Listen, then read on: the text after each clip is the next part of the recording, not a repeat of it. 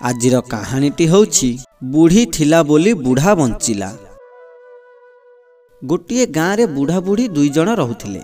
सेमानंकर पिलापिली किछि भी नथिला। चाष बास करी दी प्राणी बेस खुशी रे चलुथिले। बुढ़ार बण मध्यरे बहुत चाष जमी थिला। सेही चाष जमी बहुत उर्वरिया थिला।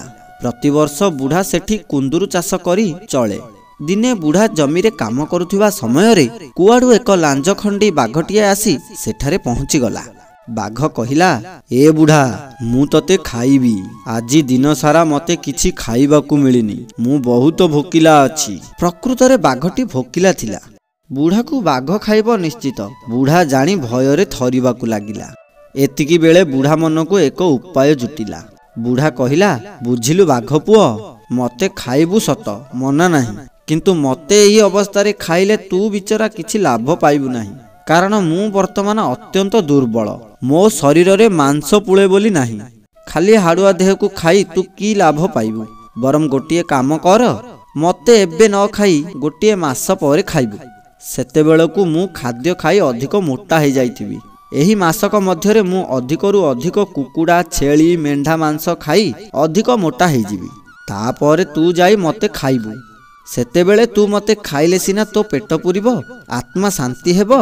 बुढ़ार कथा बाघर मन को पाइला। मात्र बुढ़ार एही कथा को बाघर विश्वास हेलानी। तेणु बाघ बुढ़ा को सत्य करने को कहिला एवं बुढ़ा ठाकुर को साक्षी रखी बाघ निकटरे सत्य कला। ठीक मासक पर से जंगल को आसिब ओ बाघ ताकू खाइब। बुढ़ार कथा को विश्वास करी जंगल को फेरीगला ओ बुढ़ा मध्य मन दुखरे घर को फेरिला। बुढ़ार तो मन दुख ही थाए। तेणु घर को फेरी बुढ़ा काहाकू किछि न कही चुपचाप हेई सोई पड़िला। बुढ़ार एपरी सुखिला मुह को देखी बुढ़ी पचारिला, कौन हेछि तमर एमिति चुपचाप हेकी सोई पड़िल जे? बुढ़ा बेस किछि समय गुम मारी पड़ी रहिला। तापर बुढ़ी को सबु घटना विषय रे कहिला। बुढ़ी ए कथा सुनी टिकिए मन दुख कला। एहार किछि गोटिए समाधान पंथा बाहर करिवाकू बुढ़ी मने मने भाबिला। एमिति मन दुखरे न खाई न पी बुढ़ा बुढ़ी दुहे सोई पड़िले।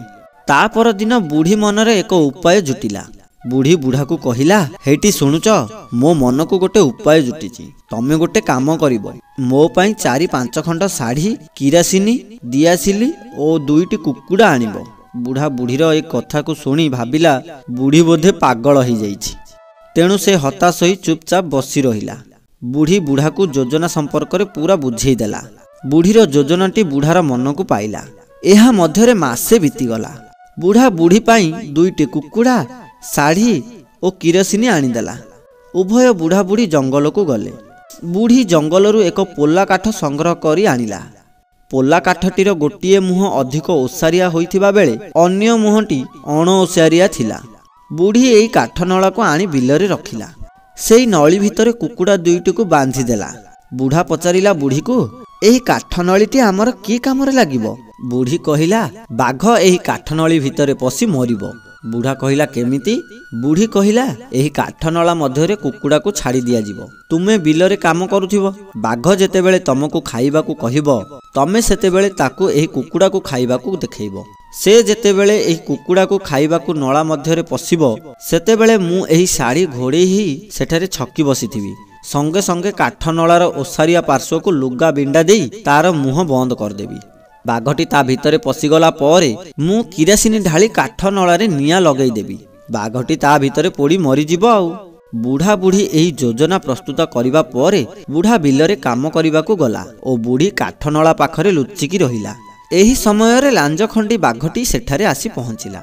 बुढ़ा सेतेबेले बिलरे काम करुथाए। बुढ़ी लुगा घोड़ेई ही काठ नला पाखरे छकी बसी थाए। बाघ आसी कहिला, ए बुढ़ा आजी मु तते खाइबी।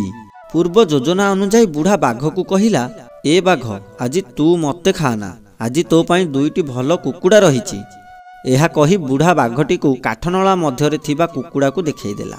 बाघ डौल डाउल कुकुड़ा 2टी को देखी पाटिरु तार लाळ बोहिला। बाघ आउ डेरी न करी से नला मध्य को पसिगला। नलाटी बाघ तुलना कम ओसार थिबारु बाघ को ता भितर को पसिबाकू कष्ट हैला। बाघ कष्टे मष्टे मोड़ी माड़ी हेई नला भितर को पसिगला। नलार आर पार्श्व अण ओसारिया थिबारु बाघटी आउ नला भितर को पसि पारिला नाही। एही समय रे बुढ़ी चट किना उठी आसी नलार मुहरे लुगा बिंडा देई देला। ବାଘଟି ସେହି କାଠନଳା ମଧ୍ୟରେ ପଶି ଚିତ୍କାର କଲା। ଗର୍ଜନରେ ଜଙ୍ଗଲ ଉଠିଲା ପଡ଼ିଲା। ଆଉ କାଳ ବିଳମ୍ବ ନ କରି ବୁଢ଼ୀ କାଠନଳାରେ କିରାସିନି ଢାଳି ନିଆଁ ଲଗାଇଦେଲା। ବାଘଟି ପୋଡ଼ି ହେଇ ତା ଭିତରେ ମରିଗଲା। ଏବଂ ବୁଢ଼ାବୁଢ଼ୀ ଦୁହେଁ ଖୁସି ମନରେ ଘରକୁ ଯିବା ସମୟରେ ବୁଢ଼ୀ କହୁଛି ବୁଢ଼ାକୁ, ହେଇଟି ଦେଖିଲ, ମୁଁ ଆଜି ଥିଲି ବୋଲି ତମ ଜୀବନ ରହିଲା। ବୁଢ଼ା କହିଲା, ତମେ ପରା ମୋର ଅର୍ଦ୍ଧାଙ୍ଗିନୀ, ତମ ଯୋଗୁରୁ ମୁଁ ଆଜି ବଞ୍ଚିଗଲି। ଏମିତି କହି ହସ ଖୁସିରେ ଘରକୁ ଗଲେ। ସାଙ୍ଗମାନେ, ଭିଡ଼ିଓଟି ଯଦି ଭଲ ଲାଗିଛି ଲାଇକ୍ କରିବେ, ସେୟାର କରି ଆମ ଚ୍ୟାନେଲକୁ ସବସ୍କ୍ରାଇବ୍ କରିବେ। ପୁଣି ଆସିବି ଆଉ ଗୋଟେ ନୂଆ କାହାଣୀ ସହିତ। ସେ ପର୍ଯ୍ୟନ୍ତ ରହୁଛି, ନମସ୍କାର।